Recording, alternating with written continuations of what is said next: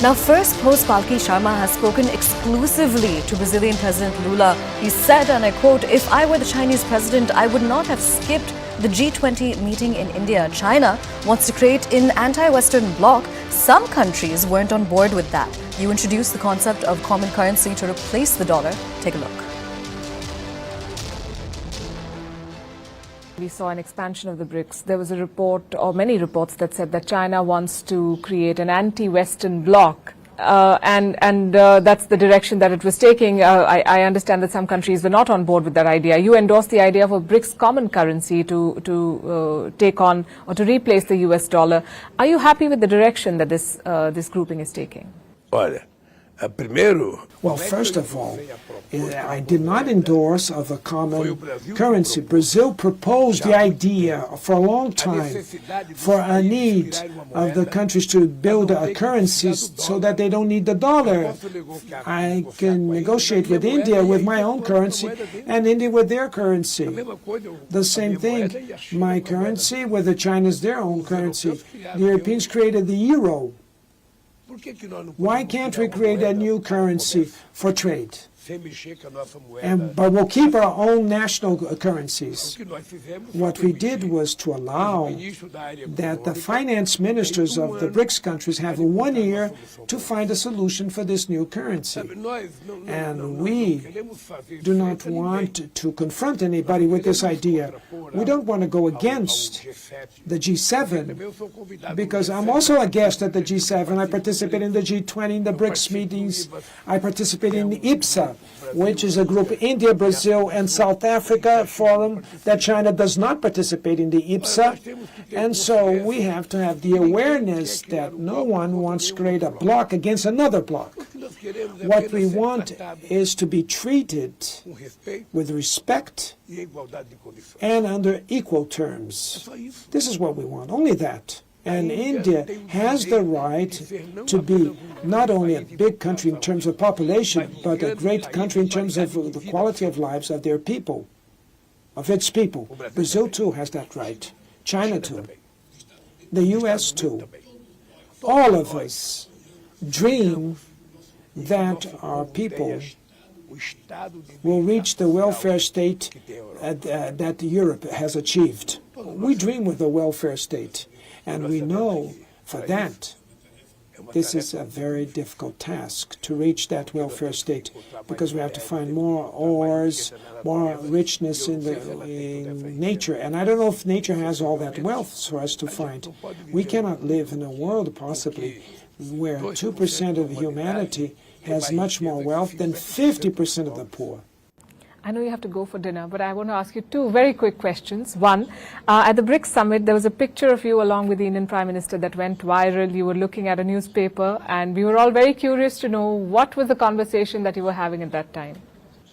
I was congratulating the Prime Minister Modi for the conquest of reaching the space with a rocket, cheap rocket, and to manage to reach a place where 4 days before that, the Russians failed to reach the moon.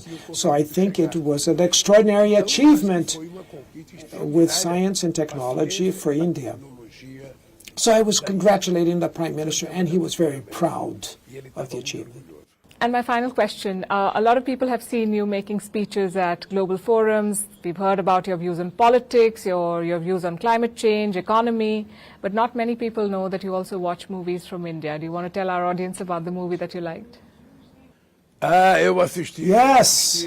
The last film that I watched from India is a film called Revolt, Rebellion, and Revolution. RRR.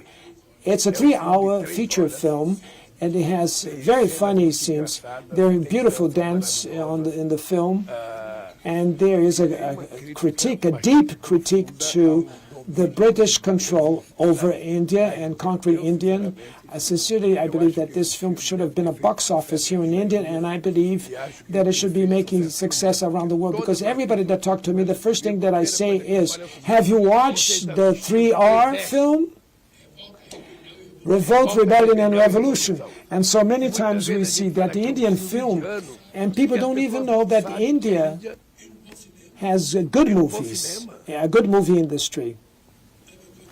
Many times people are not aware of that movie industry, that they have good films from India. So sincerely, I enjoyed very much this film from India. The political side, I enjoyed also the dance, the joy that was shown in the film, even when the critique is done in a very humor. The critique is perfect, even using humor. So I congratulate to the directors of this film, to the artists, because it enchanted me.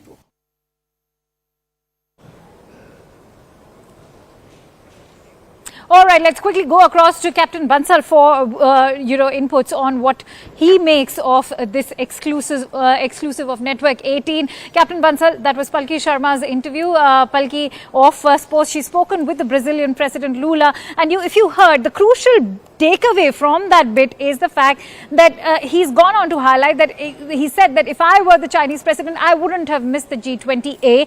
B.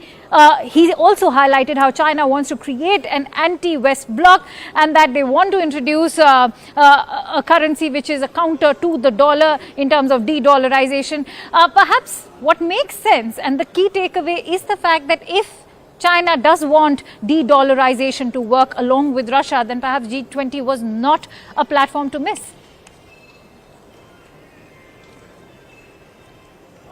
My mind that this has been a big blow for China. In fact, if President Xi Jinping has not come to G20 Summit, it has been his loss.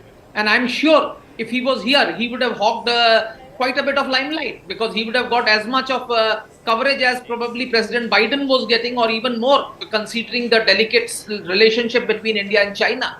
So it has been China's loss, not India's by any stretch of imagination. Well, Li Qiang has come, so as far as China is concerned. And to my mind, for having missed such an important summit and pursuing Chinese agenda, there must have been a serious reason. Considering the authoritarian regime that rules in China, he really would never know. Maybe he's not well and they don't tell the world. Or maybe there is a brewing revolt against his leadership, because under him, the Chinese economy is crumbling. And now we have seen that his authoritarian streak is being opposed by some senior leaders.